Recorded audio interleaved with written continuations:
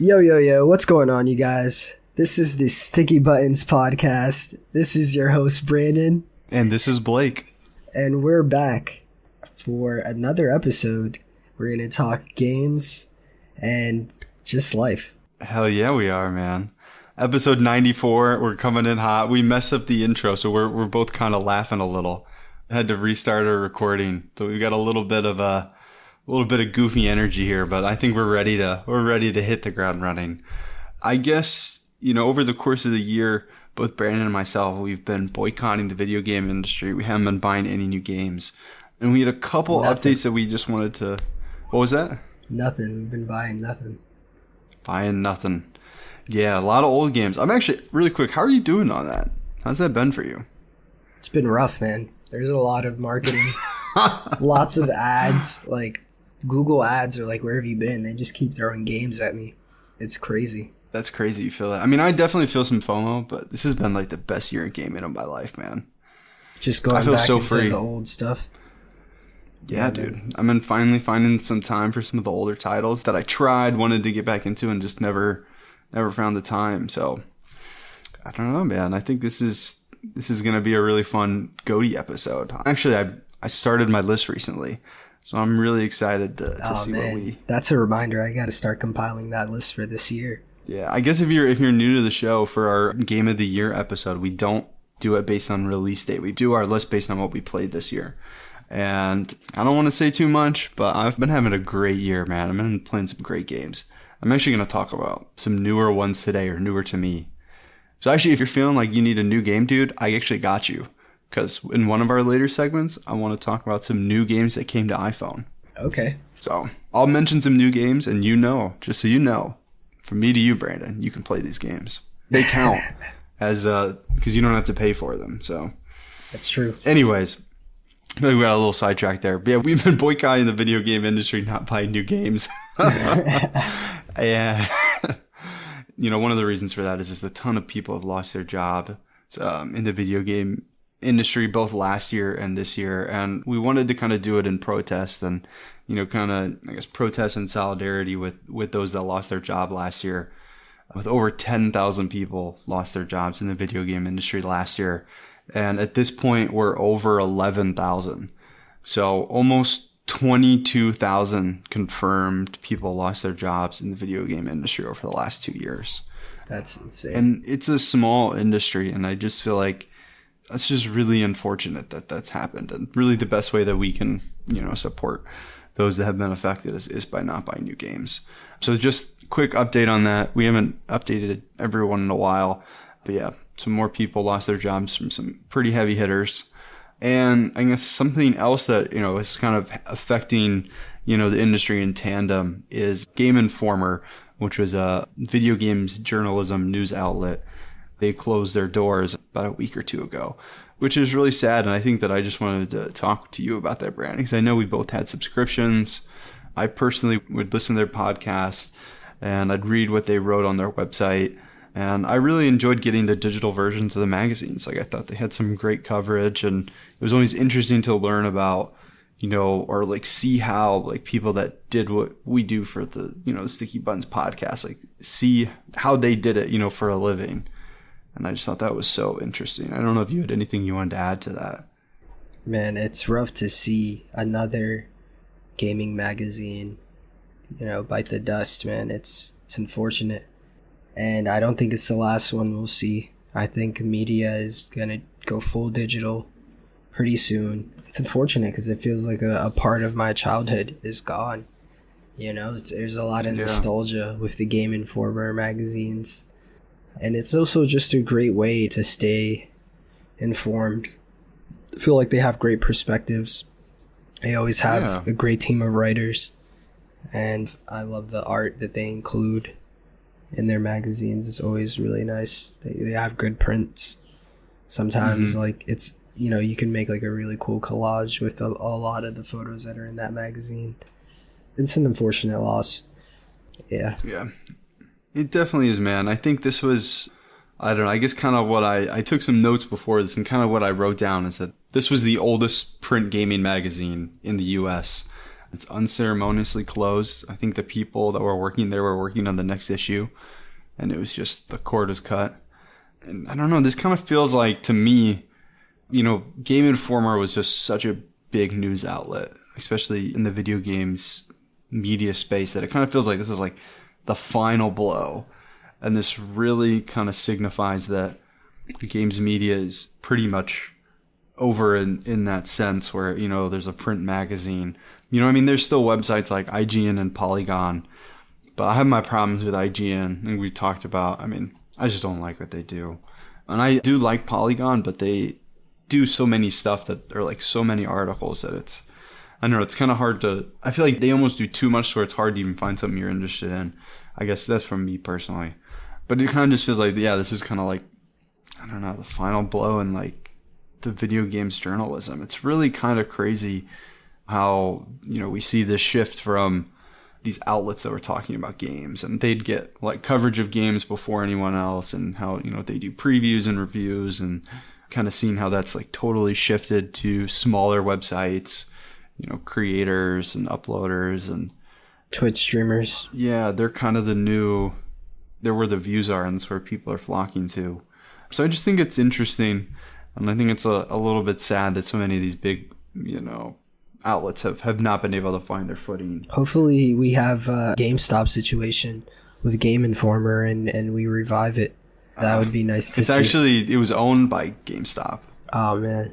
Did you know that? That makes sense, because they would sell it to you. They would sell it to you like crazy. Yeah, it was every transaction. Do you want Game Informer? Yeah. So I think that GameStop has really been not performing very well, despite it kind of being a meme stock. It's really, they have not been able to pivot, and they've been losing a lot of money as a company. So I think it makes sense that they would close Game Informer, which is really just a lot of people. It's really a lot of the cost, which is really sad. You'd think that a company of that size would be able to retain those people, but it's just unfortunate that they weren't able to. So I hope those, our hearts go out to everyone affected by that, but also affected by all these layoffs, and we hope everyone finds their footing. And just something in, I guess, unless do you have anything else you wanted to add or to that? It's just an unfortunate loss, man. Rest in peace, Game Informer. Yeah, definitely, man. I haven't even checked to see if my app still works, but like when you get the subscription, like an app, and you can view the PDFs on the app. I wonder how long that's gonna like stay active. I don't know. Well, if you have it like downloaded, I don't see why. Yeah, maybe I should just download the issues. I guess we'll have to see. But yeah, I guess just to kind of move on and, I guess close this portion of the show out. On some more positive news, there was this past week, the World of Warcraft developers, they unionized under Activision Blizzard, who are now owned by Microsoft. So more than 1,700 employees. It doesn't specify if they're employees of Microsoft or not, but more than 1,700 video game workers are now represented under this union. And this was an article from the Associated Press, if you want to look that up. So I think that's really cool. People are obviously not being treated right in this industry, and they're obviously being exploited as workers. So it's good to see that they're able to find some unionization. I don't necessarily have all the answers, or if I'm not necessarily a labor expert, but in one of Jason Schreier's latest books, Press Reset, was his latest one, where he talks about the video game industry, and he asked a lot of industry leaders if they thought that unionization would work in the video game industry. He got some mixed answers, but it kind of seems that may be the way forward in terms of a way to protect the workers in the space. Could be, man, because it seems like one of those industries that, depending on, how the world is doing, it fluctuates. If it's like a time of war, I would imagine people don't have time to play video games as much or follow the hype on a video game. And so, it really depends on the conditions and how things go. And so, a union would be a good idea to protect the people whose livelihoods are based off of this industry. Yeah, definitely. I guess just in terms of the cyclical nature of the industry, I think that right now they're kind of seeing a business cycle just tied to, the overall state of the economy and interest rates being higher and the cost of borrowing money is a little bit higher. I think that it has anything really more to do, or I guess the demand for video games, I think, is probably a recession-proof business. I mean, during COVID, more people played video games than ever. And I think when times are bad, people, go to media and video games for an escape, for better or for worse. So I don't necessarily think that it's affected in that way, but yeah, I mean, the people are certainly affected. The workers are certainly affected by this, regardless of the demand for video games. And I guess, I did actually want to say one more thing about Game Informer, and I think I might tie this up in like a good knot. I feel like it's, with Game Informer closing, it's kind of an interesting thing that we've talked about this before, where these bigger AAA titles, who are responsible for laying off a lot of these people, they kind of have this kind of hype cycle, and where they have a lot of marketing, and it goes to these publications, and especially the bigger ones. With Game Informer specifically, like if I was going to look for like coverage on a AAA game, I would go there. If I was going to look for like someone's opinions on like an indie game, I would go somewhere else. But like if it was AAA, Game Informer is like the first place I'd go to. So I just feel like it's an interesting kind of thing where it's almost like a perpetual marketing cycle. Right? There's a new game coming out, people get early access to it, they're talking about games. And I kind of feel myself, like I definitely have gotten caught in that trap a couple of times where it's like, man, I'm really excited about this game. And it's like, would I necessarily be excited about this game if everyone else wasn't excited about that game? I feel like games kind of they get overhyped sometimes. They're kind of popular in the moment. I feel like this year it's been really nice, like reflecting on that. Like when we're not buying new games, like, I don't know, have you noticed that at all? What, just like the hype of the games aren't really affecting you to like want to buy or play something? Yeah, like the current popularity. Like, do you feel like you're influenced by that? I feel like definitely, just the discourse that goes on online about games. I'm on Reddit a lot, and I like to see, just the news following up to, what the release of it, and also how the developers kind of react to it. I always find that to be like an interesting perspective to peek behind that curtain. But yeah, I would say it definitely has a strong influence, and marketers know that, and they leverage it as much as they can. YouTube ads, I don't know if you've noticed, but on YouTube recently, now there's more ads essentially.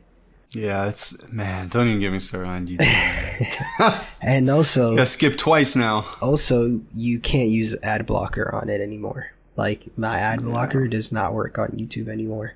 So I've just been getting ads out the wazoo. And it's just been it's been a lot of gaming ads. It's been a lot of accurate stuff. Like if I'm looking for like a leaf blower, I'll get a leaf blower ad. Like, wow, this is, I don't know if this is convenient or kind of scary. Yeah. Yeah, they definitely, I feel like, I guess this is a totally separate issue, but I feel like a lot of ads really recently. I feel like I'm like a frog in a pot and I'm like being boiled, man. I feel like I'm like, man, there's ads everywhere. Like I paid to take an Uber the other day, and there was like a screen. There was like an iPad in the back. It was just showing ads. And I was like, come on, man. Like, can we turn this off? I didn't tip him. You didn't tip him? I'm going to tip him. I just haven't gone to the Uber app.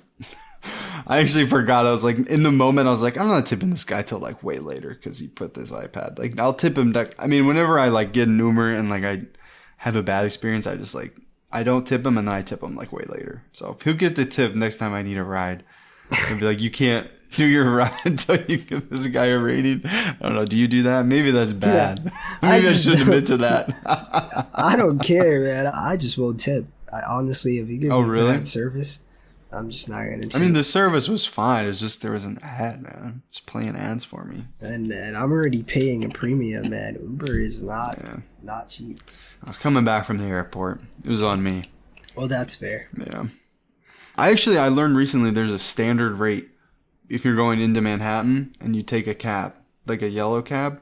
Did you know that? No. I guess you don't live in Manhattan, so I guess it wouldn't. I guess you're in I Queens. don't take yellow cabs either. I don't like them. I don't like them either, but I'll take them if I have to. No, yeah, I mean, I'm lying. I honestly, if I'm like at a bar and I'm pissed drunk, maybe I'll take one just because You flag one down. that's the only thing I can flag down. But that's it, you know. If I'm Man. otherwise, it's Uber all the way. You're on the way to the train Uber station. You're everywhere. like, man, the weather's not good.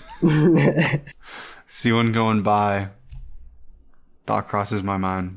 It was raining on my way to work, and I have like half of my walk to my train station, in my like walk from my apartment to my train station, like half of it is under scaffolding, and it was raining, and I had an umbrella, and I saw a yellow cab go by. I had its light on, and I was like, should I do that? And I was like, it's like, no, dude, like just take the subway. It's not raining that bad. It was like sprinkling. Tough it out, man. Tough it out. Yeah, I toughed it out. I was brave. I didn't need to take the yellow cab today. Ooh. My fellow tarnished. Oh, dude, perfect segue, man. Elden Ring, baby. Oh man, don't get me started. Are you still playing? I'm assuming you're still playing. I'm going crazy, dude. I'm at the point now where it's like, it's past a hobby. It's like I'm creating a work of art through Itachi Uchiha. That's my astrologer. Mm-hmm. And I recently collected the Carrion Knight armor set. As you've seen, Blake, we played when I had it on. And man, I think I also have this set. I'm just walking Let me around, check really quick. just taking in the scenery. Like the game, it looks so good. It looks so crisp in its own way. It's not like trying to be the most 4K HD game, but it just looks so nice. It's its own world. It's easy to get lost Hey, in. man, I think Elden Ring looks amazing. You don't think this is an 8K game, Brandon?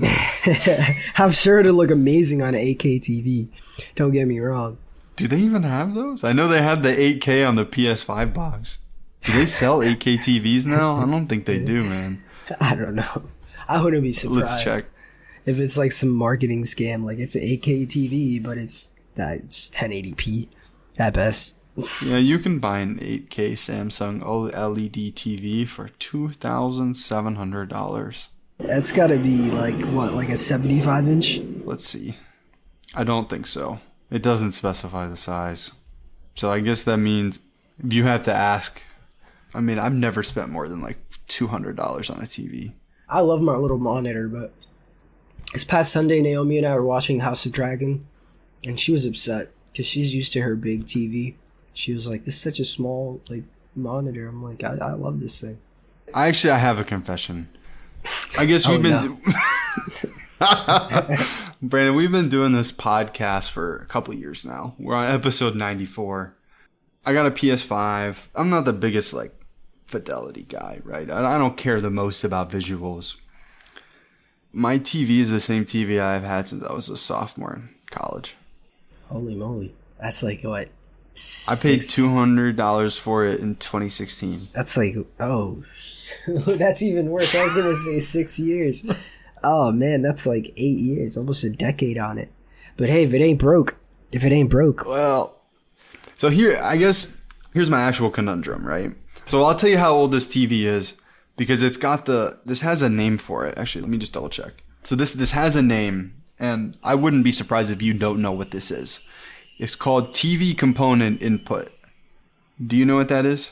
That's like the little cables that have like little pegs coming out of them. Yeah. Wow, I'm actually impressed. Am I like 2 or 3 years older than you?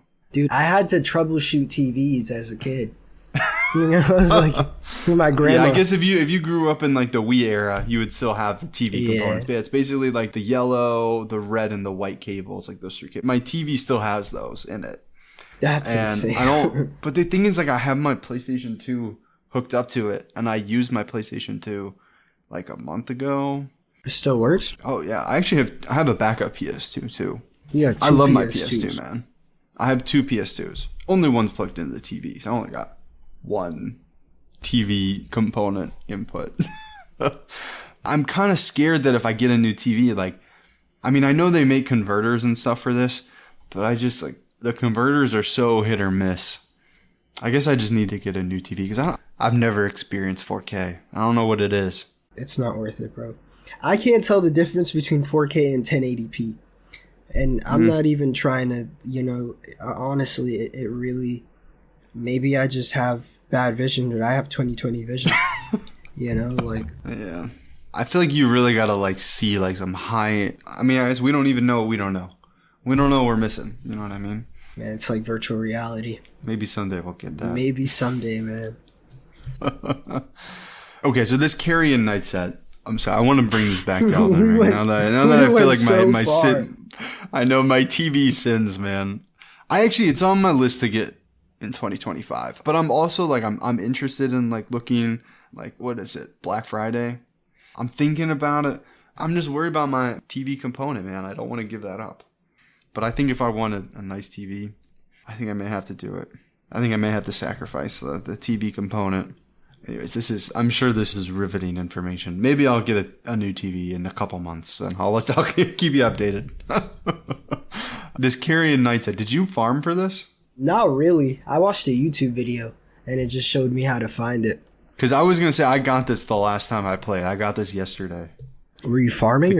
I think there's only one way to find it. Yeah, there's like a place where you can go and you just pick up the whole set. Yeah, it's a graveyard. It's kind of spooky. Dude, there's a secret volcano manor entrance there. If you fall down all the way to the ground... Can you survive that fall? I know what you're talking about. You know what I'm talking about, right? I know like where the armor set is. Yeah, I know where that is. You see the ravine in between like the wall and there? You got to get on that spinning wheel, and you got to stay on it until it gets all the way to the bottom. And if you jump from there, you can make it. And then there are these machines. They're like these tall golden machines, and they have like... Oh, the blades? They have the blades that shoot out. And if you let it come close to you and grab you, it opens up its chest and it like grabs you and puts it in its sarcophagus. When you die, it takes you to Volcano Manor. And then from there... Oh, so you have to die then in order to get there. Yeah, you do. You have to give up your runes. Unless you use a sacrificial twig. It's always nice to have one handy. I have one of those. I'm not going to use it right now. I wouldn't use it for that. It's like a master ball.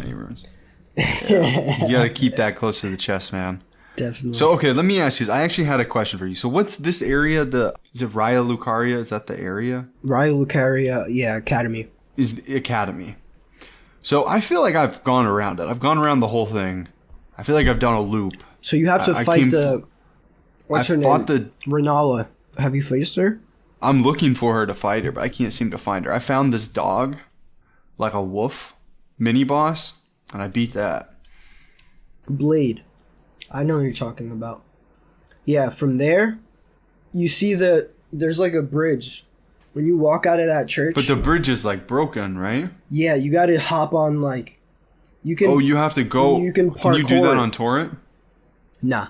You're gonna have to parkour, bro. You're gonna have to parkour it. But, big thing about that is there's a ball that drops. And it's plotting to kill you. So what you gotta do is you gotta taunt the ball. So you gotta come out, let the ball come roll down, hop off the bridge. This is like the bridge that's to the right, once you kind of come out of that area. Oh, my hop off that bridge. I went the whole other way. And then just wait on that ledge a little bit.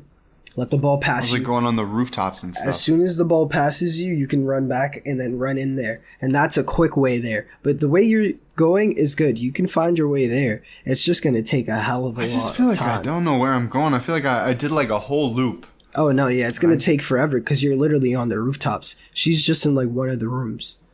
Okay. I have no idea. I guess because I kind of don't want to look up a guide. But I'm kind of at the point where I'm like, man, I just want to fight her. You don't need a guide. All you need to do is just go to that bridge, and you'll find your way. If you explore that section, you'll find your way.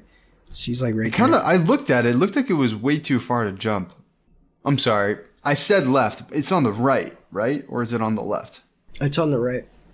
And that's okay. All right. That's something I'm discovering about this game is there's a lot of like shortcuts and even like secret entrances. Like places, if you whack the wall 50 times, a path will open. And now, so I've like randomly hit a wall and it opened up into a secret path. And that was awesome. But that's the only one I found. But like, should I hit like every wall? Apparently there's a lot of them. I wouldn't go around hitting every wall, but apparently there's a lot of them.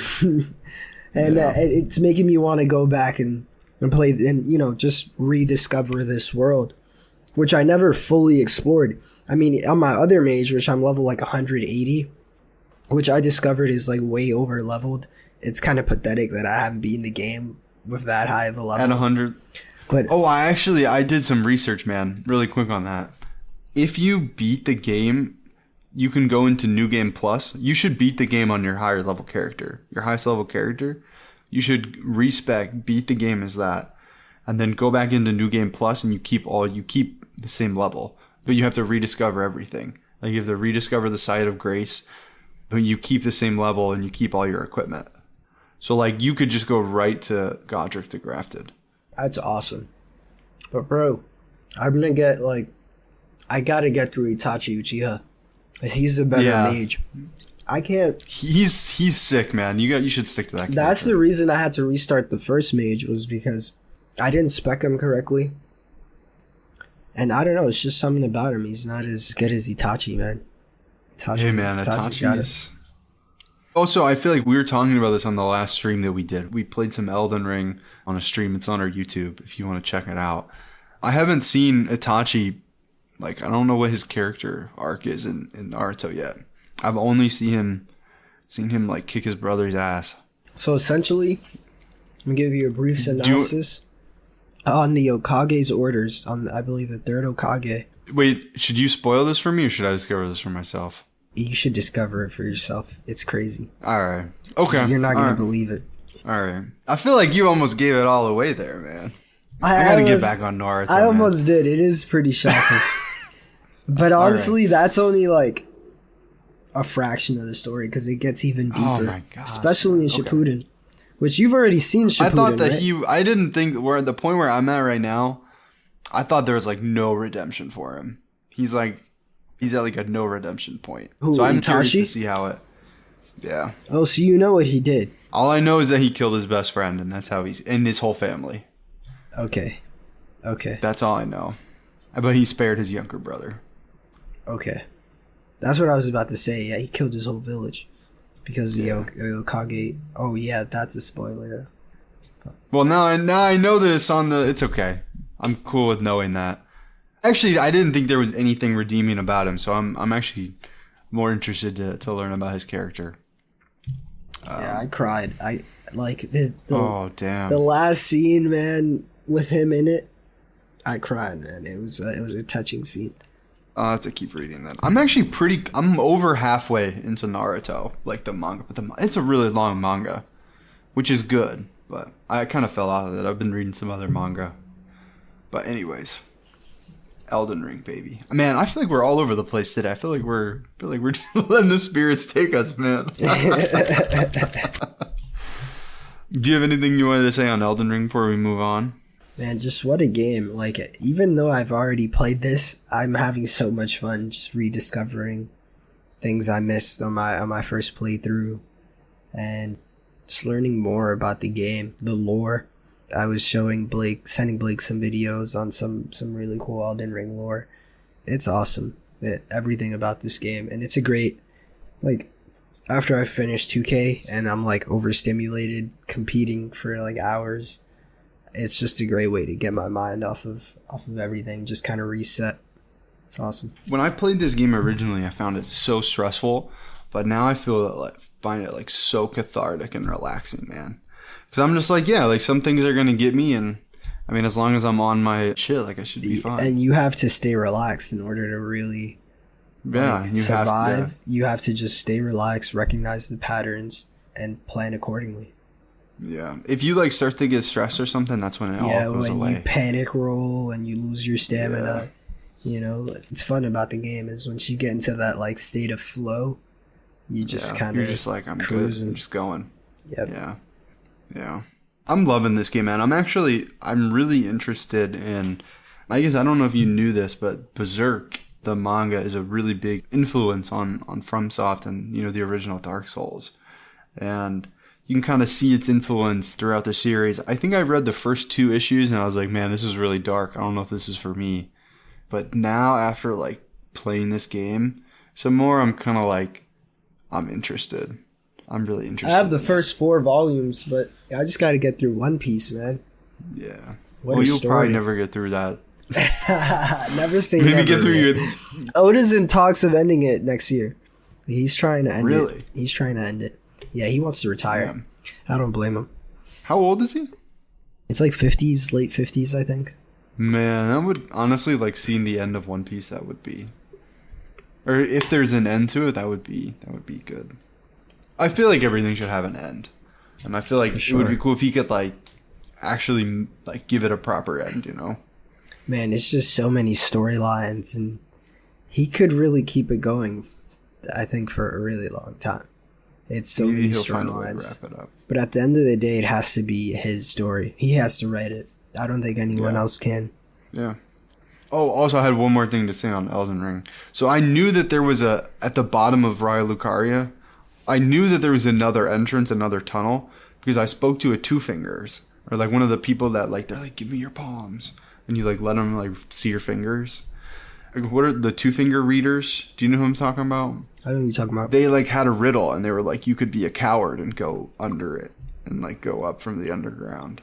So they kind of made it sound like that was kind of like the bad way to do it. So I was like, I'm not a coward, man.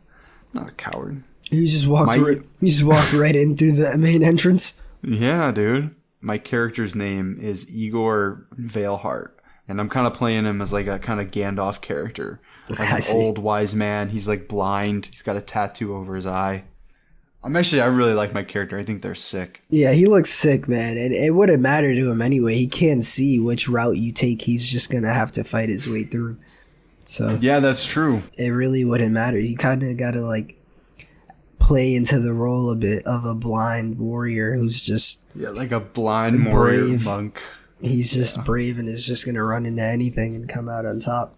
Hell yeah, man. He's doing some really sick astrology. But I'm almost kind of wondering if I should do faith. I don't know. I'm considering, because I know that after you beat... Who's the boss in this area? What's her name? I think Renala the Witch Queen. Renala the Witch Queen. I'm thinking that after I beat her, I know you get the ability to respec. I'm considering specking into faith, but I kind of want to like see through. Bro. It's not that easy. You got to go down. I think it's to like CO for a while. And it's like this underground kind of like cave, for lack of a better word. And you have to find a sacred tier, or not a sacred tier, a larval tier. And that's what you have to use. And that, honestly, from when I did it in the past, I had to follow a YouTube guide. Because it was just, like, it's just literally it's not a cave. I was surprised when I saw it. It's a town that's like 100 feet down. You have to take like a elevator. I found some elevators down. I don't really understand those. I guess I thought that was so cool. I guess there's... Yeah, it was awesome, dude. You like go down this elevator. Actually, I haven't been back there in a long time. I like explored down there a little, and then I bounced out of there. I should go back down there. That's something about this game. Is like the ability to make these worlds, these settings. Some of these settings are just so insane, man. Like Volcano Manor. When you see Volcano Manor, you're gonna be like, "What the heck?" Also, the Consecrated Snowlands. I haven't been there yet. You can't see anything. Is it like a Skyrim kind of thing, or is it like a blizzard? It's like a blizzard. Is there like an item that makes it so it's not a blizzard, or is it just like you just have to traverse them? You just have to traverse the blizzard. There are certain areas where it kind of like levels out. My blind man is gonna... he's gonna find his... He's not gonna care, man. That's where he's gonna find his stride, man. That is gonna... Man, I can't wait to get there. We gotta run some Skyrim after this. I mean, some Elden Ring. Hey, I'm also down to run some Skyrim. Yeah, damn, dude. I just want to go back into it, man. I want to get lost in the lands between, dude. Right now, I'm trying to get the... Oh, man. I don't remember what his name is, but he's at the Round Table Hold. He's the guy that has like the twinned armor set where he's got like his mask, and then like on his chest has got like a face with like another mask. He's the one that tells you how to get to like the Beast Sanctuary or the Beast Sanctuum, and you can like follow that like portal, and then you end up in that like crazy area with the... Dude, I really don't know what you're talking about, but I'm gonna go to a Round Table Hold later. Man. Okay, hold on. Let me... Yeah. If you type in twin armor set, I think it's his name's D. Oh, okay. I see the twin set. I haven't really interacted with this guy much. Yeah, that guy.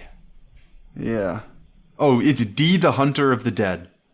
Oh, Hunter Noxtella, of the the Eternal City. That's one of those underground cities. Another one of those Dude, there's multiple underground cities. Basically, I have like half of a medallion in order to get down to the city. And then I think I have to find like a dagger. And I think I have to give... I don't quite know the whole thing. Here, let's see. Maybe it'll say in here. Yeah, I don't know. I'm following like a YouTube video because I kind of like his armor set. I mean, I like it. It's really, honestly, it's kind of creepy and unnerving, but...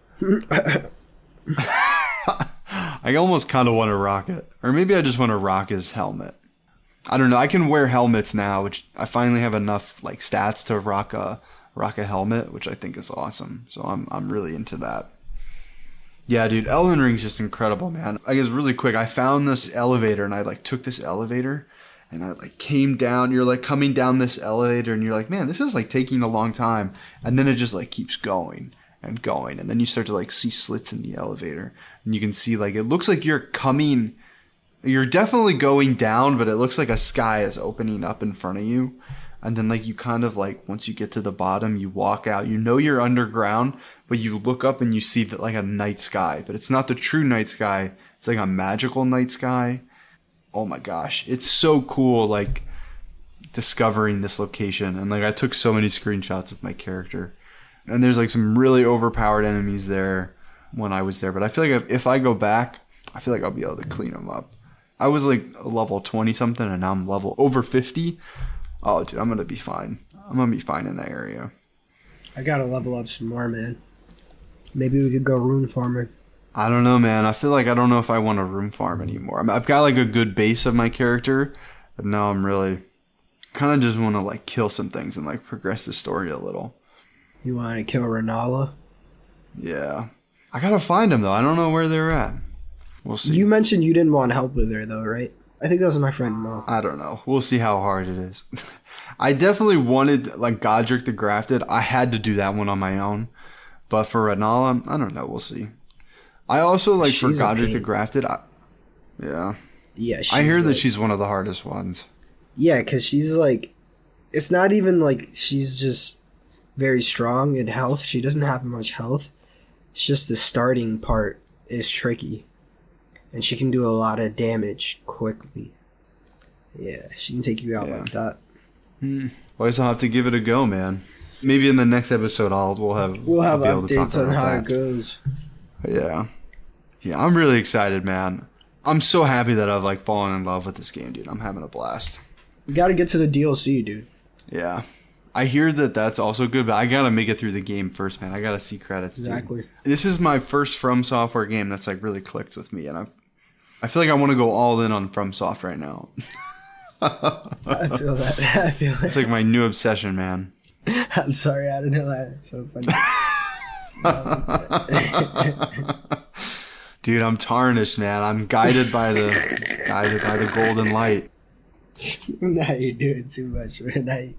Oh my god. 2 fingers. The 2 fingers. God, those things are creepy, man. The 2 fingers in the round table hold, they're like 10-foot fingers. They're kind of just like coming out of the ground. They're just standing there. This is crazy. They're just like, standing there. And they like, actually why do they have like hairs on them? They move. It's crazy. And then there's like the crone right next to it, right? It's like the, what's her name? I don't know, but like it's really crazy because she'll like, let me see your hands. You show her the hands. She's like, would you like to speak to the 2 fingers? And then like her voice changes and she's speaking as the 2 fingers, but like through her. Oh man, I don't know. And how about the lady who wants to give you a hug? Oh, Budokan's blessing? Yeah. I let her hold me every time, man. He's just a hug. You can do it I actually have, once. Yeah, you can do it. And if you talk to her again after you have it, she'll say, my blessing is still aflame within your chest. Would you like to be held regardless? And I said, yeah, I actually did it the other day. And like I saw that Aaron was behind me in the kitchen. And I was like, I tried to like look over my shoulder. She wasn't paying attention, but oh, man, thank God, man. Oh, man. Because I was like, let me see if you can do this like twice in a row. And then I was like, oh shit, like I could be watched right now. I guess if you're not familiar with this, there's a deathbed companion is her name. She's an NPC. And your character talks to her. And basically when she says she wants to hold you, she's like, let me take you in my arms. And your character basically like kneels down. And it turns into like a mini cutscene. And you basically just like put your face in her breast and she just like holds you. And it's like in the beginning, like the first time it happens, it's like actually it's like this world has been so hostile to you that it's like, oh wow, like what is this? Like this is actually like kind of comforting just because like the world is just so tough out there and she's just holding you and she's just like, you're so warm. And it's really nice. And then you get something called the Budokai's Blessing or something like that. But it actually, if you have it equipped, it like reduces your health and stamina. So it's like, it's not really good for you. But then if you activate it, you get a temporary increase in stamina. Yeah, it is really nice to get that temporary increase. You know how long it lasts? I don't. Here, let's see if... It's, little features like that, man. There's so much to the game. And that's why recently I've gotten into Elden Ring content on YouTube. It's turned into a whole tab on my thing. Like, I could just click on Elden Ring and to see the recommended and seeing playthroughs. Oh, it's Baldekin's. Okay. Baldekin's Blessing is what it's called. But yeah, just seeing people's playthroughs as they do, like, I'm going to play Elden Ring but only level up Faith. Or I'm going to play Elden Ring and only use consumables. Like, all these different sorts of ways to play the game. And it's a great way to learn more about Elden Ring, too. There's just so much in there. I just wonder how these people were able to pack so much into the game. Yeah. One thing's for sure, you're definitely getting your money's worth with Elden Ring. Oh, yeah. I mean, I kind of always bump against the, like, oh, like, if you pay $70 for this, you're going to get, X amount of game.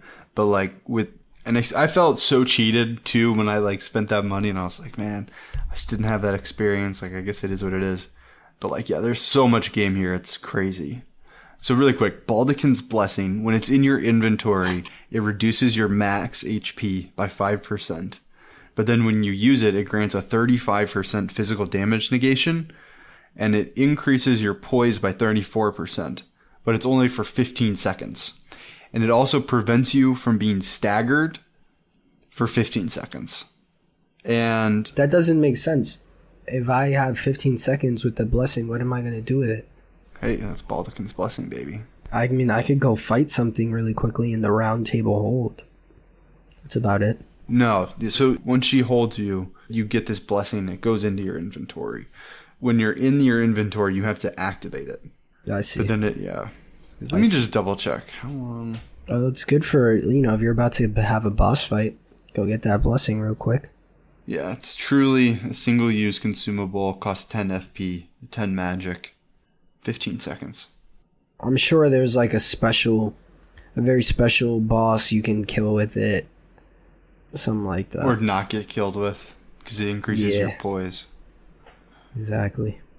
Man, this is crazy. I can't believe how far I've fallen into Elden Ring, man. It pulls you in. Cross the fog to the lands between, in search of the Elden Ring. Alright, we gotta move on. Cross the fog to the lands between.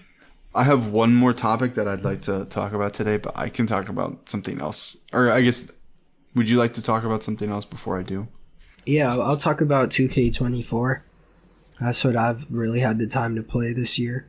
I mean, this past couple of weeks. But also this year, too. Feels like a year when you're away from Elden Ring, man. Honestly, anytime I spend away from the lands between is just so long. Season 8, man. It's Season 8.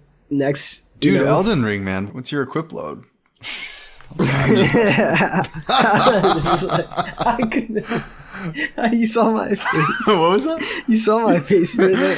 Brandon's face like dropped, and he was like, "Oh, it is my equip load right now." I was really thinking. I guess it's medium. What do I have equipped? What's my sword? Oh, dude, I'm sorry. This was a joke. I'm sorry I cut you off. I actually found a really sick crystal sword the other day. I'm not going to use it, but it looks cool as hell. Is there a feature where you could equip something just for the visual? Or is that another game? Like, it looks like you have something equipped, but you actually are using another item. I don't think you can do that. I'm not sure. I know that there's like an Ash of War that That's will probably like, take Diablo. away. Yeah, it must be Diablo. But like if you have something that like you can't use effectively, you can still equip it, but it just won't. You just won't be able to use it effectively. So like if there like I have a sword that I kind of was like, oh man, this is like a cool sword, but it's like way heavier. Like I don't have the dex or the strength to use it yet, or I don't know if I ever will, but it'll still let you swing it. You can still hit people with it, but it really costs like a huge portion of your stamina. That's cool. They I'm still sorry, let you dude. use it. Yeah. I'm sorry, dude. So NBA 2K? So it's season 8, dude. You know, it's been a long time coming. Dude, you know what they added in season 8? The block counter. Is that a real thing? I think that's what it's called. Here, let's just see. The block counter? I haven't been The block counter. Guard counter. That's what I'm thinking of. Guard counter. What is that? So this is when you're holding up your shield and they hit you. So the attack hits your shield and then you hit the right bumper. And then you can do a special attack. You're still talking about Elden Ring, dude. Yeah. Nah, man. It kind of works though. It does. But there are no seasons in Elden Ring.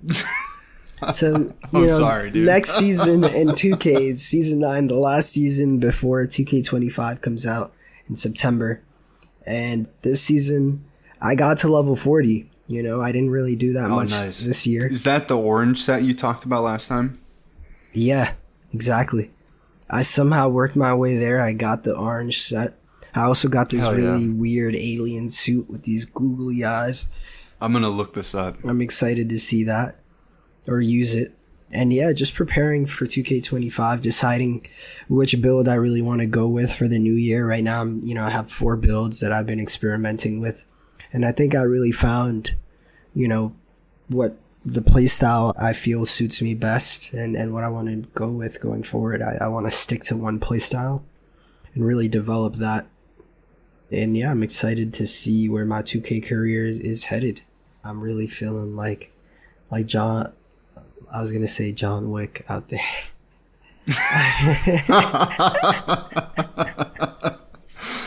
Hey man, he might have a great pickup game, dude. He probably would, man. You never know, man. No, but I'm feeling like John Wick, like Ja Morant. That's a point guard for the Memphis Grizzlies. And they call him John Wick because of all those allegations he had with like bringing weapons onto the team bus. Oh, really? That's like a gun or? Yeah, he made a lot of videos with guns and he makes a lot of social media posts about them, and it's just like, all right, is he just like a gun nut? Is he like a sharpshooter or is he just... He uses it more in a sense of like, he brandishes it like, oh, like don't mess with me. I have a gun kind of deal. And yeah, it's just really silly when you're a multimillionaire and there's no need for you to be doing that at all. Hey, man. That's his version of the guard counter, man. He hits RB on the court. I would hate to be on the receiving end of that counter, man. That's quite the counter. But yeah, I decided my build and I'm excited. I'm going to dominate this next year, bro. I'm telling you right now, 2K25 is my year. That's awesome, man. So I guess have you done like, I forget what it's called, but it's where you make your own character and do kind of a season. Have you done one of those in a while? What do you mean, like make a new character? It's kind of like, where you my like career. Make my career. That's what I was thinking of. No, yeah, that's what I'm talking about is my career. But more the online. So you do do you take the My Career team and can you take that into the park? You can take your player. But not the team. No, not the team. You can't take anybody on the team with you. That would be unfair. But can you take your My Career player, like your main player from your career and take that character online? Yeah, and that's what... So if you have if you make multiple characters, can you take multiple people online? Not at once. You can only do one player at a time. Can you save more than one? Or do you have a limit on how many characters? Yeah, right now I have 4 different players that I alternate from. Because again, I was trying to figure out what playstyle suits me best. Which one do I like the most? It's kind of experimenting. But I believe there's like 6 slots, so you have a max of 6. Okay. So if you, let's just say you were playing with one character for my career and you did the season and you like got this Orange Man suit that you were grinding for, can you take that suit and put it onto a different player? Yeah, once you've unlocked a season reward, it goes into your inventory. And that's kind of your personal inventory. It doesn't matter what My Career player you use. You can use, these unlocks that you worked to unlock. But same thing with things you go to the store and you buy. Like if I buy a t-shirt from Swags, like I can wear that on all of my player characters. And yeah, the only way you can't like transfer certain things. No, yeah, you can transfer any equipment. Okay. Man, I feel like I've been on the outside of NBA 2K this like whole time of like our podcast has been on. I feel like I need to just give it a try, man. I feel like I'd probably really like it.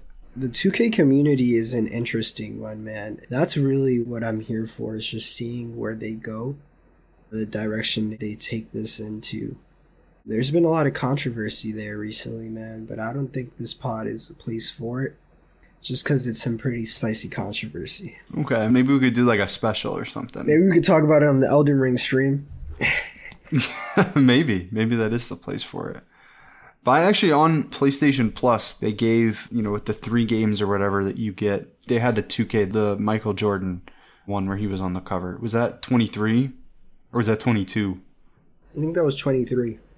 Because this year was Kobe. Because Kobe's 24. Yeah. He wore 24. And Jordan wore 23. That makes sense. Yeah. I'm going to... Because you said there was... Free, if it's free, get it. I got it. It was a couple of months ago. Actually, it may have even been last year. I don't know. Learn some of the basics. Here's a really good tutorial. You said there was, like for the Jordan one, the 2K23, that I think the last time we talked about that game, you said there was kind of like a history, like you could play through Michael Jordan's career. That's actually a really cool feature of it. You can actually go through and play through all the different moments, historical moments in Michael Jordan's career, which is really, really cool. I really need to give that a shot, man. I feel like, obviously I've played NBA 2K before, but it's really just been like the one-on-one with people, like in my college dorm room. So I feel like I really need to give it an honest shot and like make up my character, probably for the Nets. It'd be fun to bring you on, man, into the lobbies and get to see just how toxic the community is for yourself. Earlier, I had like a 12-year-old kid, like, absolutely cursing me out. And I hear his mom in the background, and I'm thinking, you hear your son cursing, like, you're not going to say anything? Man, like, damn. It takes me back to the Modern Warfare 2 days, like, it's the early on kind of Xbox, just everyone's on, just, you don't know what you're going to run into. It's fun. It's a fun time. I've got to be honest, that sounds like my nightmare, so... I think maybe I'll just do my career, maybe the Michael Jordan stuff. I never liked that. You don't want to play online? I don't know. I kind of do, but I don't know. I don't really want to be a part of that. I feel like I've definitely, like, I lived it. I lived it once. I actually feel like it's a much better time when you're in lobbies with people you know. That's fair. You could always meet people. Yeah, that's true. It's fun to see how other people play. Yeah. Because there's so many. I can see that. There's so many builds. That's what I really liked about Ollie World. Like, there was like some online competitions that you could do. It wasn't really like a competition, but you could it kind of was like once a day basically.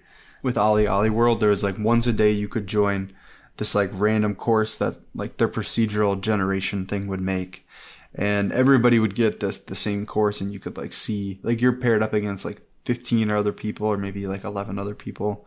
And maybe I think it's 11 other people in the top 10 advance. And in that, you can, like, after you've completed your run, you can watch other people's runs. So you can watch what, like, the person at number 1 did. And, like, you can try and, like, replicate it if you want or if you have that skill. So I always thought that was really cool. Just to, like, man, like, what are other people doing in Ollie World? Man, I should play that game again. I loved Ollie World, man. It's a sick title. So much fun. All right, I have another topic that I wanted to bring to the show. Do you mind if I talk about that? Go for it. All right, dude. So we haven't talked about gaming on the iPhone in a long time. And there's kind of been a lot of incremental changes, here and there. But I've just got to say, man, as of today, this is August. We're recording this early August. This is the landscape for mobile gaming and gaming on the iPhone is like dramatically different from the last time we talked about this. There are some absolutely just crazy things that you can do now. And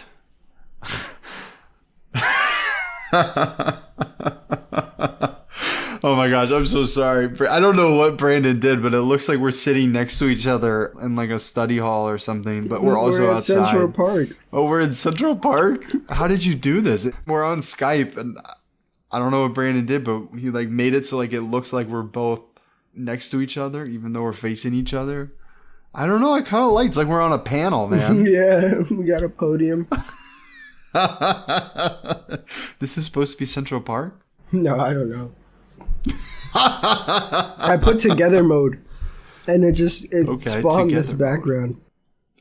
Okay. Oh, I see that now. Together mode has been enabled, man. It really threw me off. I'm sorry. Your reaction was hilarious. Dude, we're all over the place today, man.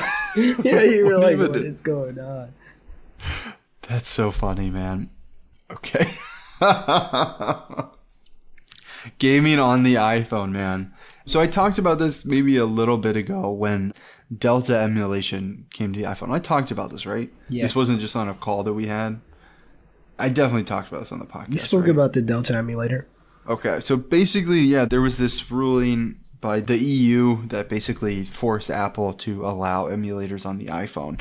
And at the time, the prevailing emulator was Delta.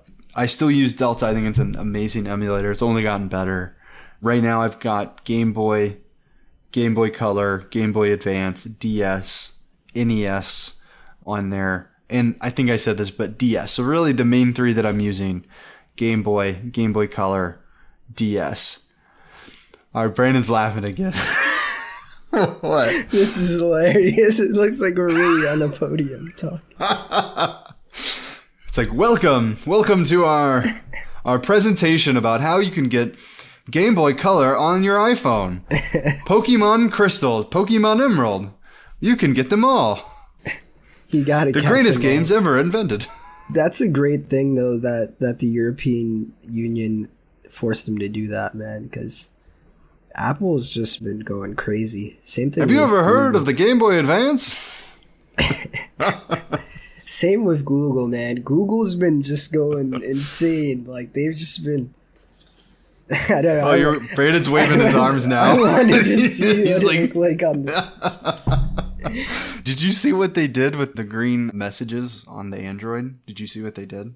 No, I haven't. Have you heard about this? I haven't heard about this. This is like a very recent update as of like last week. Why did it zoom in on me? Did you see that? Yeah, it actually zoomed in on. It did it on you too. Is that a hand thing? Did we signal it? I think if you like zoom move, in, it like has like a dynamic view. It like follows you a little. I wish that you guys could see what we're seeing. This is so silly. Okay, so you know how like if you're in a group chat with somebody that has an Android phone and you have an iPhone, and they would like if you reacted to the text message, they would get if you like hearted a message, it would say Brandon hearted the message, and it would be like its own text, and it wouldn't actually show up.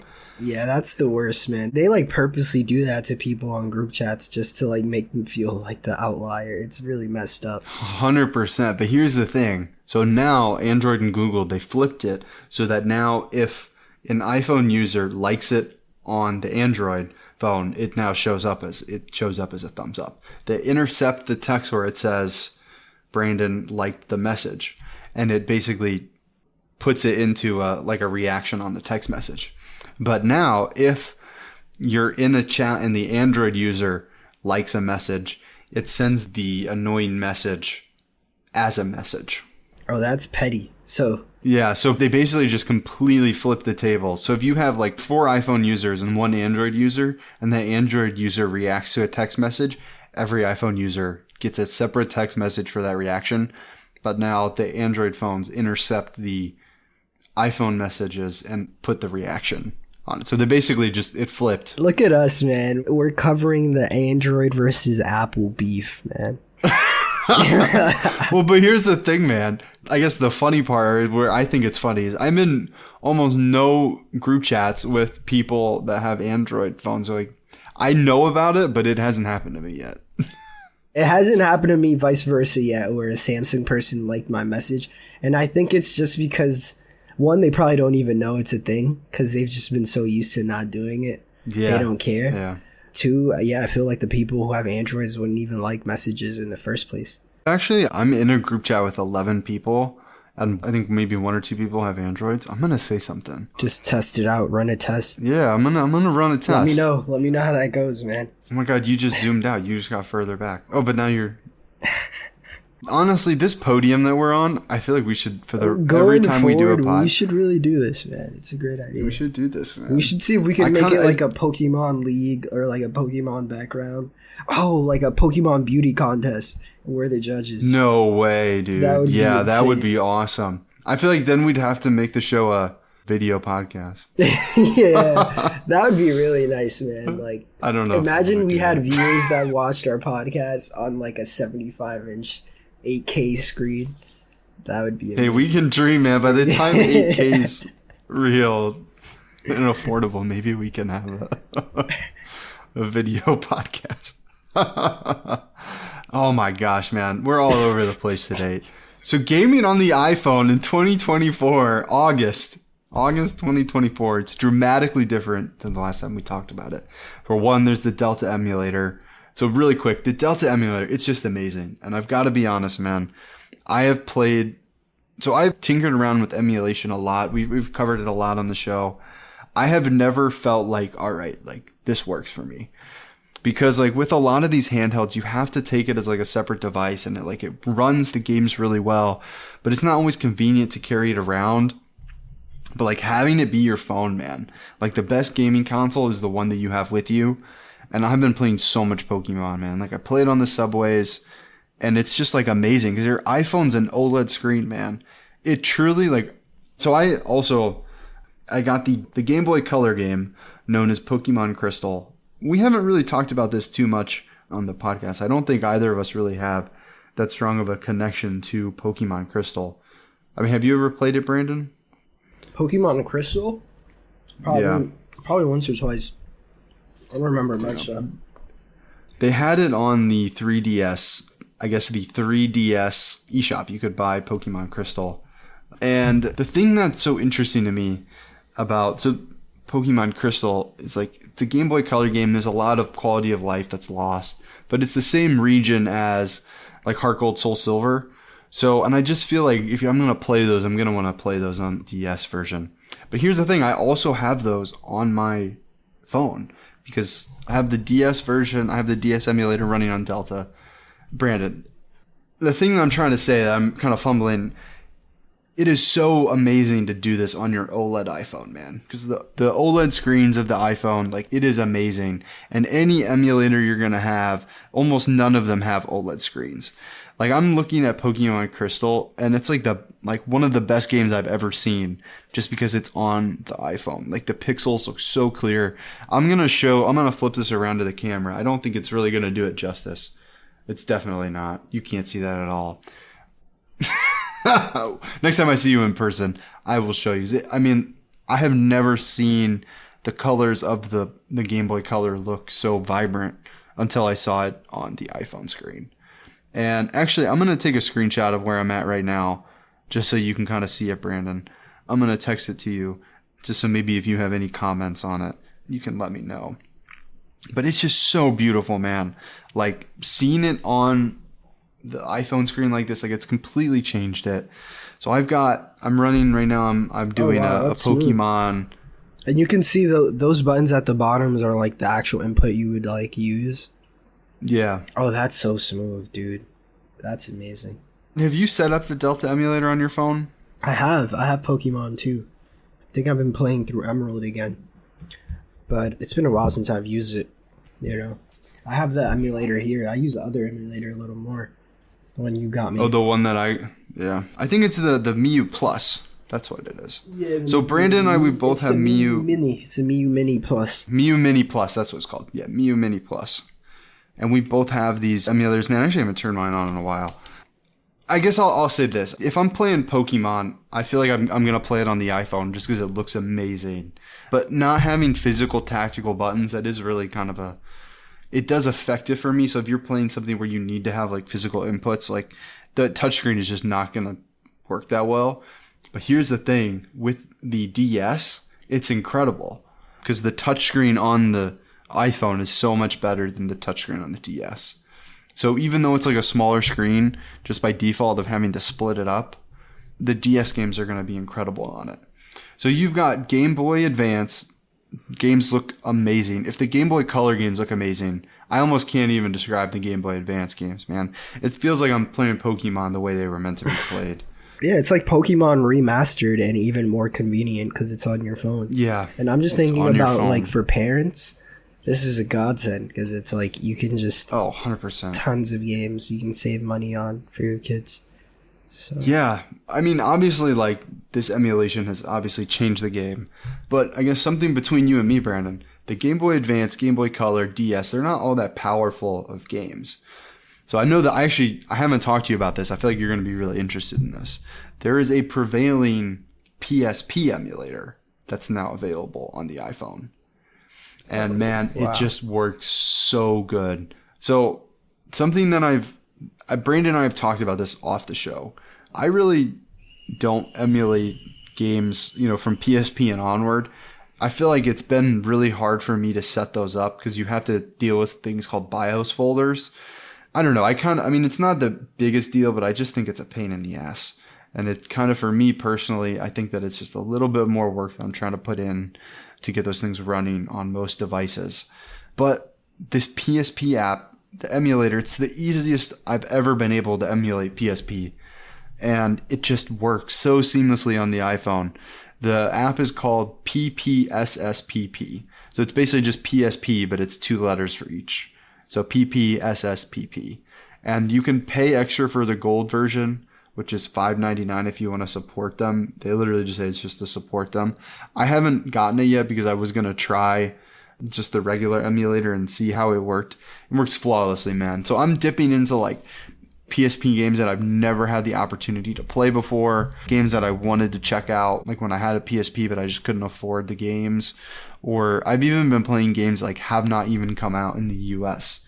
Like there's a game that I'm playing, it's called Gunhound EX. Never came out in the West. It came out on the PSP in Japan. And it's like basically you're just like a mech and you go around shooting things. And it's awesome. It's so much fun. And I've just been having a blast with this, dude. I want to talk about some more PSP games that I've discovered in a second, but dude, you got to check this out, man. I mean, think about you can have a PSP. You can turn your phone into a PSP. That's insane, man. I can't believe that. I'm just thinking about what I want to play on the PSP. Probably some Ratchet and Clank. Probably some God of War, maybe. Some Spyro. I should put Ratchet and Clank. Yeah. Spyro would be nice. What else? Need for Speed, Hot Pursuit would be cool. Oh, I think I have that one, but I haven't tried it yet. I'll read you the games that I've put on here. I don't have Need for Speed, Hot Pursuit on here yet. Some Dragon Ball Z games would be awesome. They have some really cool Dragon Ball Z games on here. Actually, I've been playing this one called Sega Rally. That's a fun one. It's kind of like a racing rally game. Need for Speed, Hot Pursuit. You like that one? Yeah, Was that a favorite of yours? That's a really good one. Okay, I'll have to check that one out. Running, skirting. I love that game. So entertaining. Let me get that. I'm gonna have to download that after the show. But yeah, man, it's just incredible. I mean, playing PSP games. So like, this is just emulation, and it's so easy to set up. They make it so easy, and I think that the people that have made these emulators, they're really just trying to celebrate these games, and they've made these emulators so accessible. You got to check them out if you have any interest in any of these libraries, which I really recommend. I mean, there's some of the best games ever made were made for these handhelds, and I mean, these are the games that I personally grew up with, so I'm so happy that I can just play them on my phone. Like, it's meant the world to me. So, for one, I feel like my iPhone has just completely been transformed. I've actually, like, totally switched up how I have my apps. So, on my home screen, or on my front page, like I guess my first page of my iPhone, I only have I have like my calendar, my camera, Spotify, and then I have just games. I've got like the emulators and a bunch of games that I'm trying. So like it's really transformed my phone into a gaming device. And it's been the kick that I've needed to completely take off social media off my phone. So I no longer have social media on my phone because I'm like, any spare second, like I want to use it playing games on my phone, which I've never had that like desire to do before because the games just haven't been there. But now the games are here. And I guess I want to give a shout out to one more PSP game before I talk about some other things. But we've also, I guess, before I get into it, we've briefly mentioned that Netflix has games on their phone. And there's some like really heavy hitters, so I want to talk about that in a second. But there's a PSP game, and I want to know if you've heard of it, Brandon. It's called Lumines, and that's spelled Lumines. Lumines. A PSP game, you said? It's a PSP game. PSP exclusive. I haven't heard of that one. Okay. So this game is crazy. This game has like a cult following, and I've honestly been having a really fun time with it. So this game is created by Tetsuya Mizuguchi. And he is also the person that's responsible for Tetris Effect and Tetris's modern iterations. He's also had done some other things. I think he was an ex-Sega developer. But this game, I don't really even know how to describe it, but it's kind of like a puzzle game similar to Tetris. This was kind of like his take on Tetris. He was kind of like, he wanted to work with Tetris. He wanted it to become a new experience where, you know, the flow, like where you get into the flow state and the visuals and the sound and the puzzle kind of all match and mesh into one. And I was reading an interview when he was talking about the development of this game, which made me want to check it out. He was talking about how he loved being in the flow state and he wanted to create a game that would allow people to get into the flow state. And like, that's literally all this game is like you're just doing a puzzle and you're basically kind of like clearing blocks. And instead of being like Tetris where there's different shapes, there's really it's one block. It's a block of 4. And that's coming down. Actually, I don't know if it's coming down or coming left to right. Actually, I think it kind of switches up.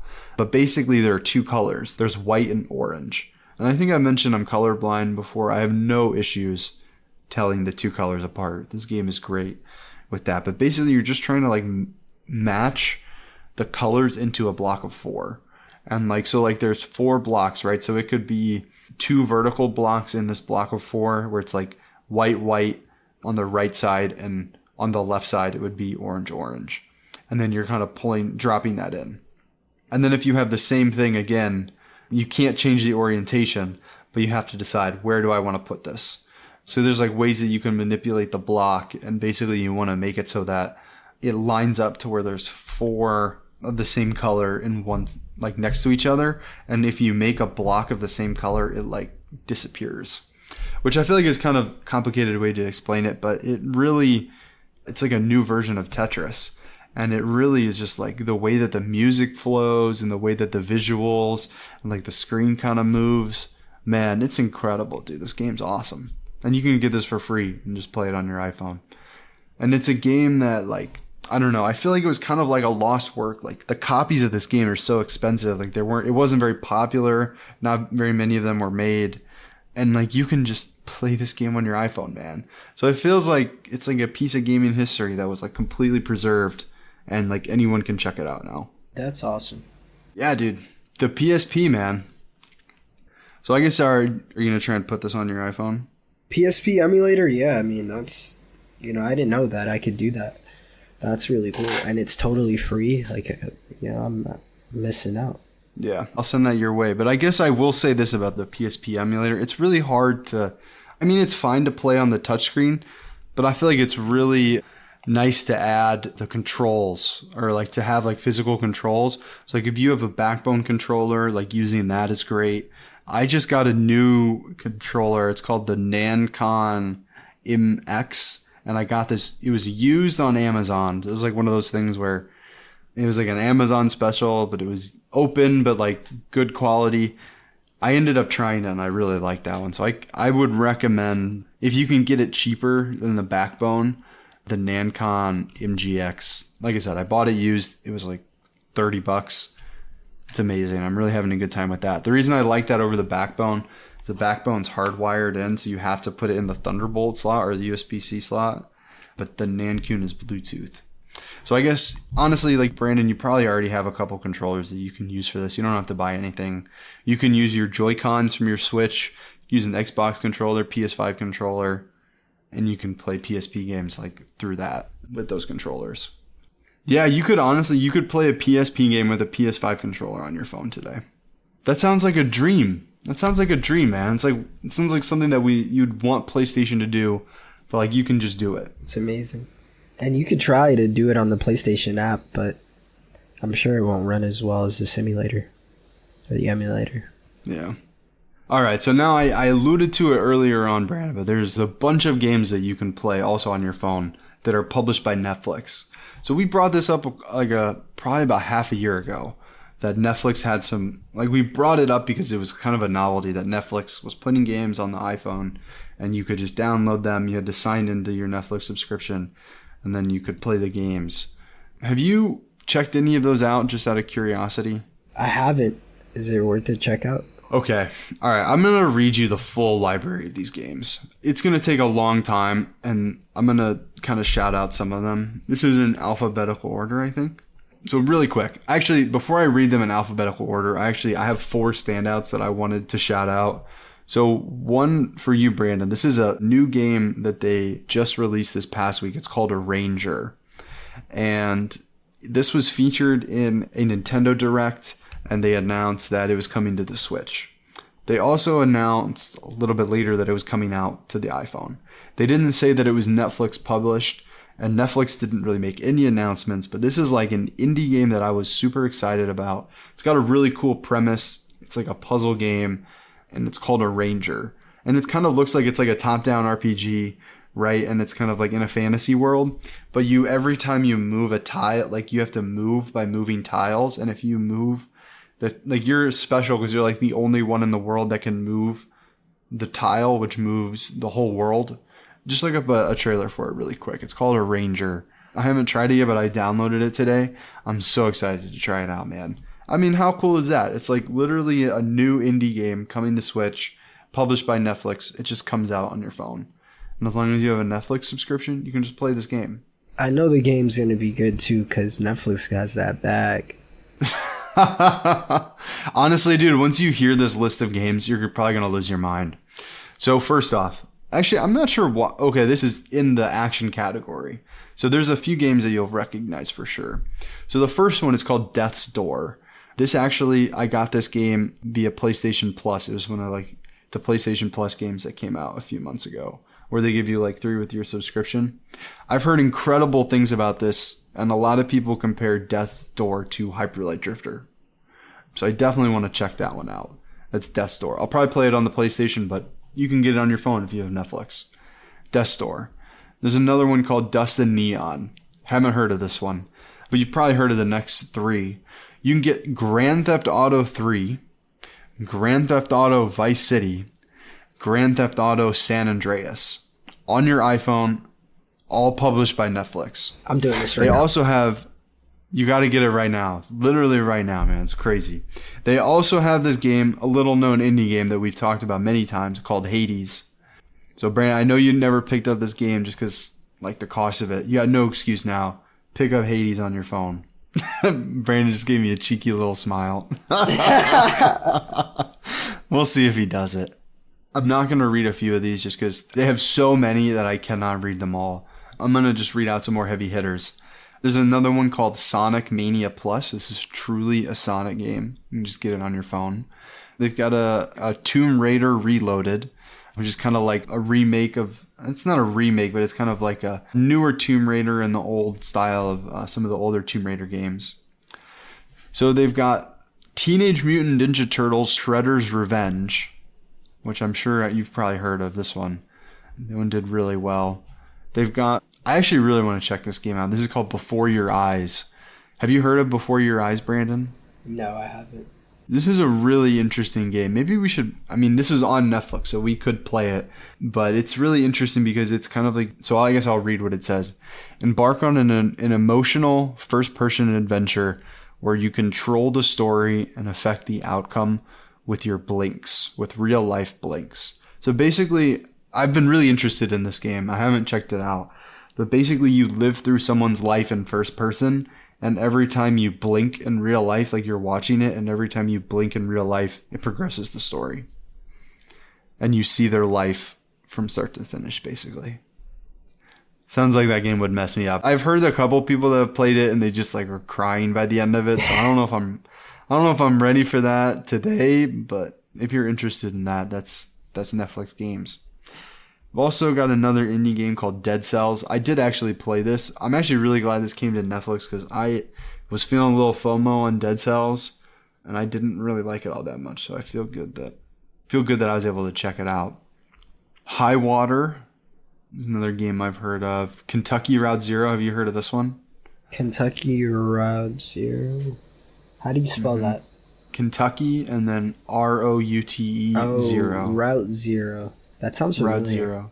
It's a really popular indie game, and it kind of came out over like the course of like 10 years where they released it in parts, but the whole thing is now just available on Netflix. I need to check that one out too. Damn, it sounds like they have an extensive library, man. Oh, dude, we're still at the beginning. And they've also got Oxenfree 2, which those are also some indie games that I've heard of and been interested in. So you can check those out maybe. Those actually, you might really like those, Brandon. They're little indie games where you have to complete the story through, there's like a ghostly rift. Dude, you should check that one out. Look at the trailer for Oxenfree. Here, it says a fun night partying takes a supernatural turn for a group of teens. Unlock the mysteries of a ghostly rift in this choice-driven thriller. So you should check that one out. They've also got a couple Stranger Things games. They've got Pinball Master. They've got a game called Skies of Chaos, which I'm really interested about. Sonic Prime Dash, another Sonic game. They've got a couple of card games that I'm kind of interested in. There's actually one called Arcanium Rise of a Coon. That looks pretty sick. Oh, they got Heads Up too. Do you remember that game where it's like you do a category and then you like flip heads up? That's on here. Oh, I've heard of that game. They also have a Shovel Knight Pocket Dungeon. Shovel Knight is a goat. They've also got this game called Moonlighter, which is have you heard of Moonlighter? Moonlighter? Mm-hmm. Sounds familiar. Was that on the PlayStation Store at one point? Yeah. So this is a game that's on, I actually have it on Switch. It's on everything. This was one of the first roguelites that like blended a genre. So basically you play as a shopkeeper. The roguelike element is you go into these dungeons and you kill creatures and you bring items back.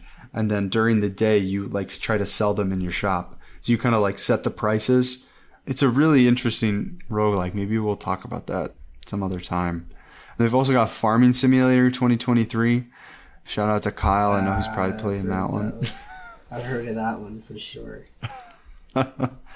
Another interesting indie game, Immortality, is on here. Spiritfarer is another indie gem. So, honestly, this one, I hear great things about this one. It's called Football Manager 2024. And it's like a soccer, like a retro-inspired like sports game. And you should check that one out. I've heard really good things about that one. They're also, one of the games that I'm wanting to check out is Into the Breach, which is kind of like a tactics turn-based game. Terra Nil. I think we've talked about Terra Nil before. Actually, this was one of the games that we talked about on PAX episode, where we brought games that we tried at PAX. So Terra Nil was one of those. Basically, it's like a city builder, but you're basically like reclaiming the wildlands of a deserted planet, and you're kind of like, you're revitalizing basically the wasteland. Obviously, they've got Solitaire as well. Here, actually, I don't think this is a full comprehensive list. Let me take a look at the App Store. I mean, those are some heavy hitters, man. I mean, they got Grand Theft Auto on there, man. I wonder how you save your progress. Is it just saved onto your phone, or do they provide you with a cloud that you just... Oh, I'm sure it's on your phone. Here, let's see. Let's see if I can... I mean, like, it's just crazy. This is all done by Netflix. That is a good idea. Start putting out games, and then Okay. for the exclusives that do well, they can just put out games there too. Yeah, so Katana Zero is also a game that we talked about on the podcast. You can get that one. Hades, I think we already mentioned that. Yeah, dude, I mean, I just can't believe how many. I mean, they've got a bunch of Lego games as well, a bunch of puzzle games. I mean, Shovel Knight Dig. I think we already mentioned that. I mean, there's just so many. Just like games that I'm interested in that you could just get these from Netflix. It's crazy, man. So I guess all I really wanted to say with all of this is gaming on your phone is drastically different than it was the last time we talked about it. There have been so many developments. I didn't even talk about Apple Arcade, but I mean, you got Apple Arcade, you got Netflix, you got emulation now. Like, I really feel like gaming on your phone is incredibly viable. I've really been turning to it just as much as my Steam Deck recently. And honest to God, man, I've been playing it more than my Switch. Damn. I mean, granted, I've been going out of my way, but I mean, they have Pokemon on your phone. They don't have these Pokemon games on the Switch. Oh, speaking about Pokemon, have you heard of the Pokemon Pocket game? Pokemon Pocket? It's like, I think it's called Pokemon Trading Card Pocket. It's like pretty much they're bringing... That's not out yet, is it? No, I don't think it's out yet. I was going to ask you, when is it coming out? Because I'm looking forward to Let's just that. see if... Dude, I'm so excited for that too, man. Let's see the latest on that. Yeah, I can't wait for that game, dude. That's just another... I mean, obviously you got Pokemon Go, and we got Marvel Snap. I mean, we talked about those a ton on here as well. They don't have official release date yet. Damn. It just says 2024. That's excited about, just waiting on bated breath. The game was announced in February, and that's all it has. That's all the updates. Here, let's see if is there a Pokemon event? You think they'll announce it there? Yeah. Man, do you remember like what the Pokemon events are called? Pokemon Day. That's what they're called. That was in February. Wow. Maybe they'll have another announcement. They have their own day, bro. Yeah. I guess nothing's materialized yet, but as soon as that comes out, man, I mean, it's August. That's going to come out soon, unless they push it back. But, man, I'm just so excited for that as well. But, yeah, gaming on your iPhone is just... It's really, honestly, it's so viable, man. I'm going on a week-long trip, and I'm going to try... I've actually made the decision. I'm not taking my Steam Deck. I'm not taking my Switch. I'm not taking an emulator. I'm just taking my phone.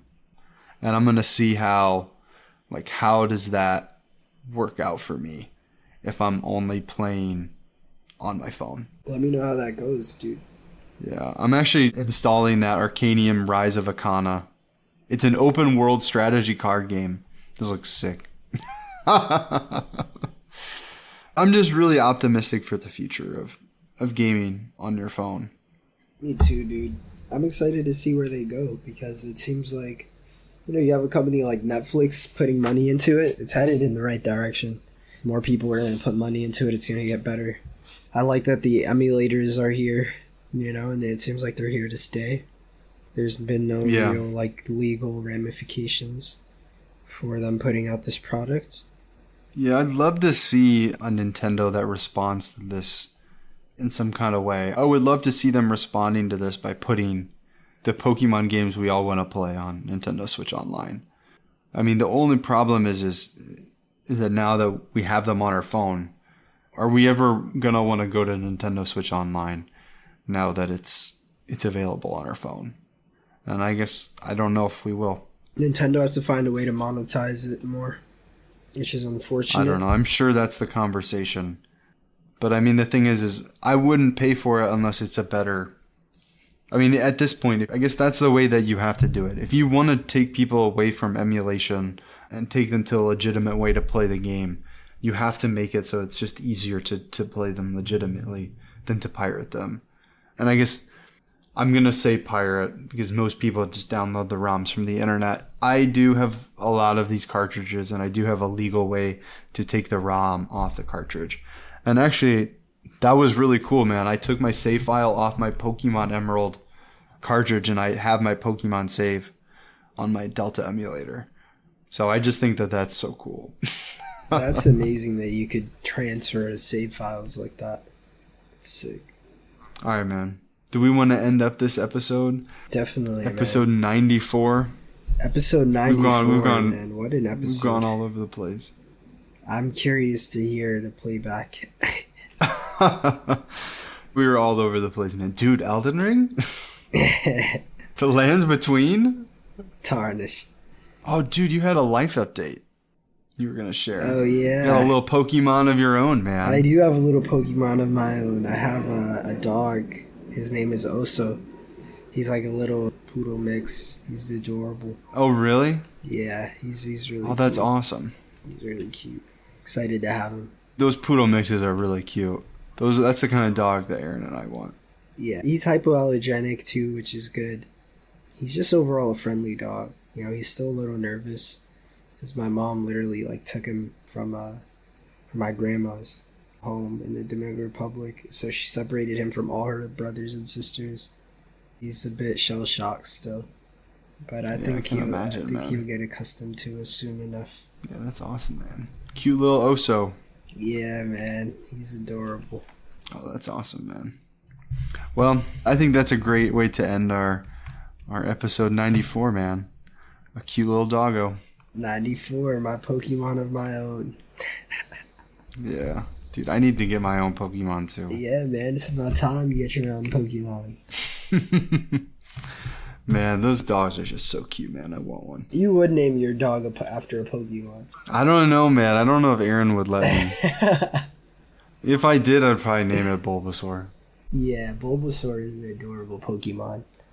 Like, Bulbasaur's got to be top 10 cutest mons. If you were going to have a Pokemon as a pet, which Pokemon would you have? Eevee. Like easily. Eevee.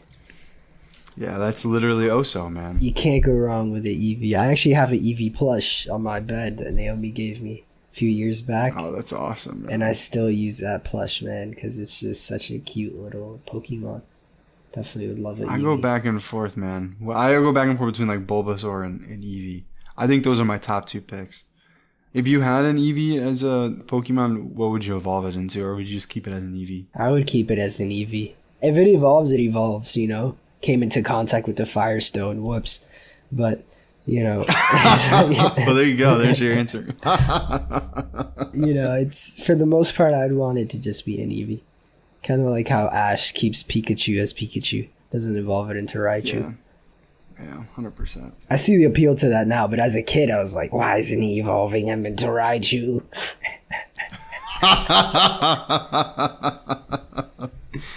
Oh, man. If you have Pokemon, did you ever play Pokemon Yellow? Pokemon Yellow? Nah, that's before me, man.